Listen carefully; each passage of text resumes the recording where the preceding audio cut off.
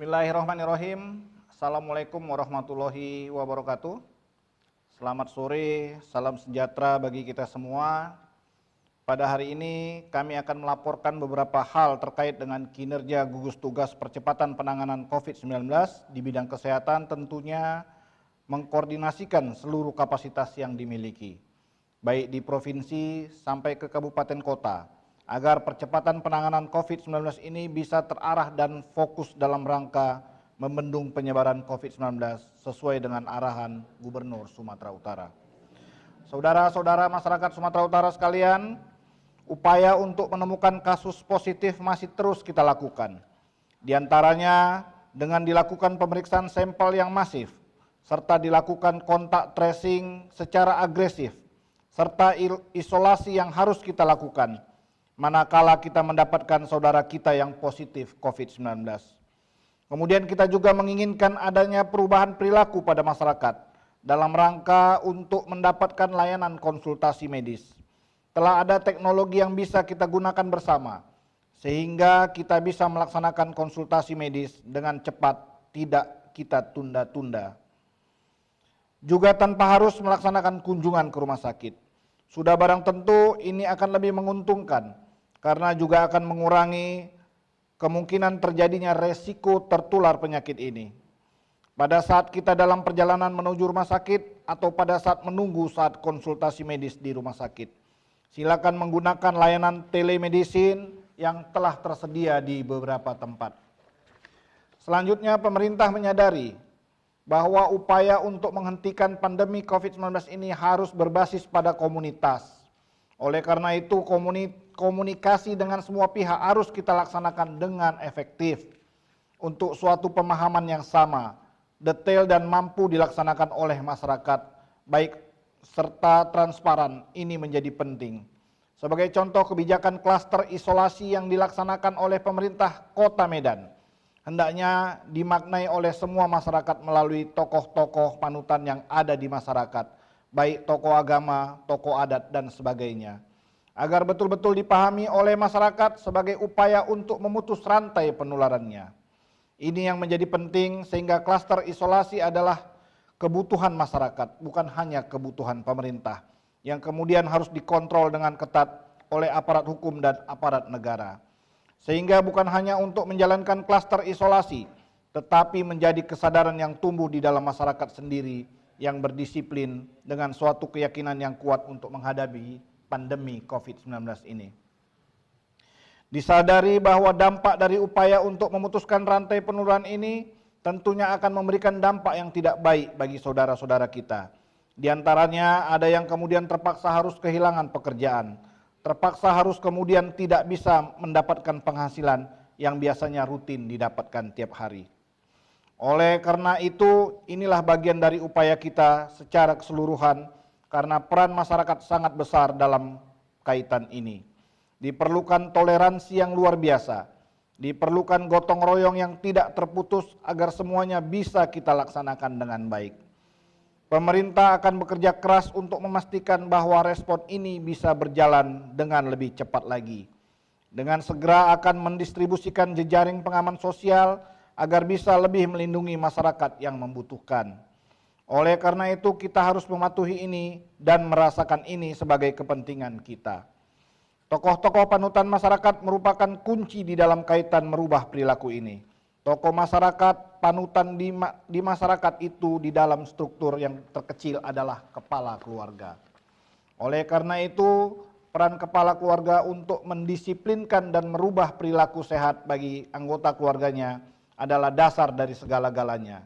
Ini yang menjadi penting untuk cepat kita sadari.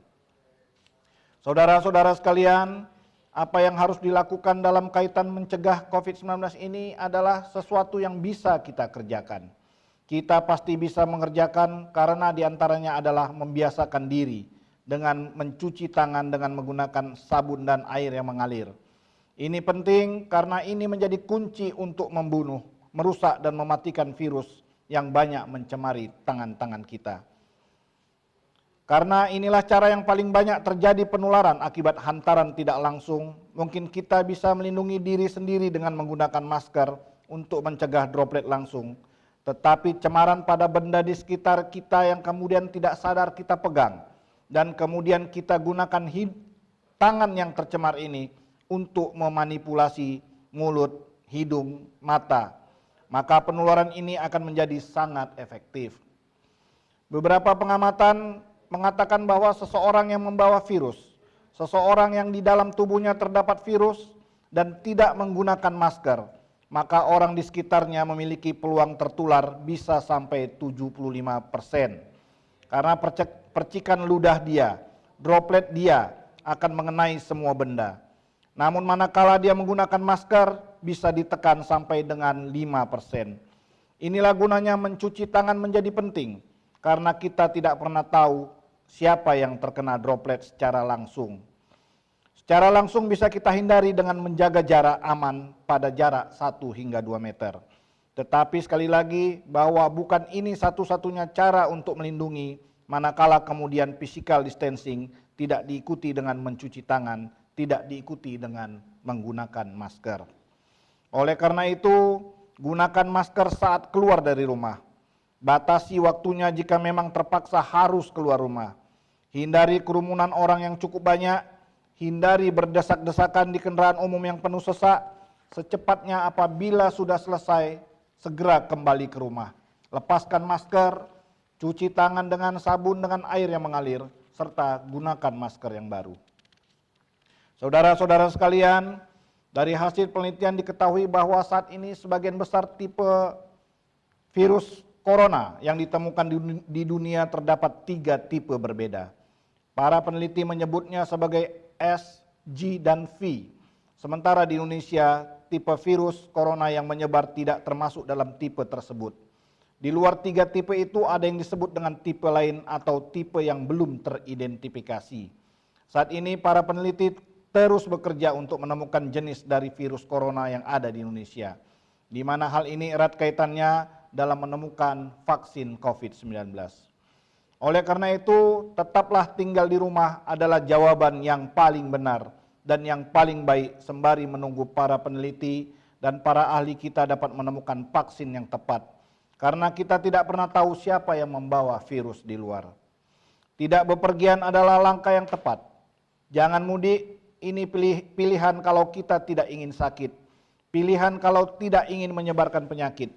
Kita harus berprihatin menghadapi ini untuk sesaat, agar kita bisa menyelesaikan permasalahan ini dan kehidupan semua bisa berjalan normal kembali. Tidak mudik, tidak bepergian, tetap tinggal di rumah yang harus kita lakukan karena kita harus melindungi siapapun, terutama saudara-saudara kita yang sudah berusia lanjut.